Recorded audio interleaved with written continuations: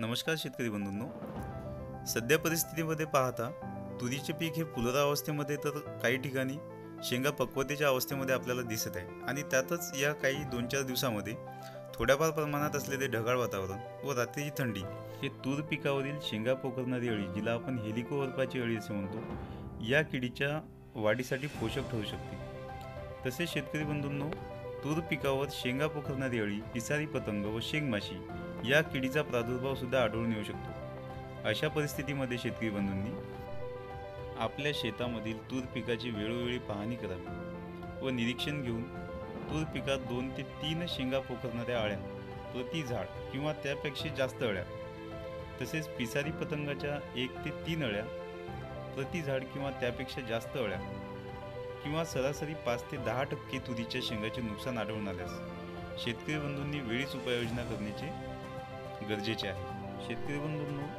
तूर पिकात पहिली फवारणी होत असेल तर 5% निंबोळी अर्काची किंवा थायोडिकार 75% WP हे 20 ग्रॅम 10 लिटर पाण्यामध्ये घेऊन पहिली फवारणी आपल्याला करायची आहे।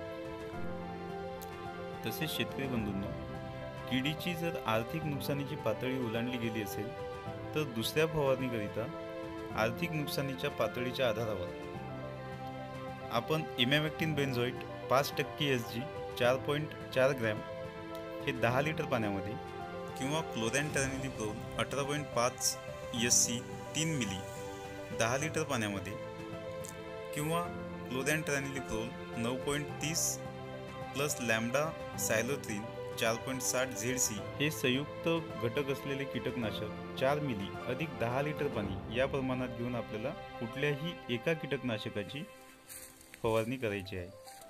शेतकरी बंधूंनो, फवारणी करत असताना लेबल क्लेम शिफारशीप्रमाणेच रसायनाचा वापर करावा, तसेच सुरक्षा किटचाही वापर आवर्जून करावा। शेतकरी बंधूंनो, अशीच कृषीविषयक नवनवीन माहिती मिळवण्याकरिता आमच्या ॲग्रिल एक्सटेन्शन म्हणजेच कृषी विस्तार या यूट्यूब चॅनलला लाईक करा, शेअर करा आणि सबस्क्राईब करा। धन्यवाद।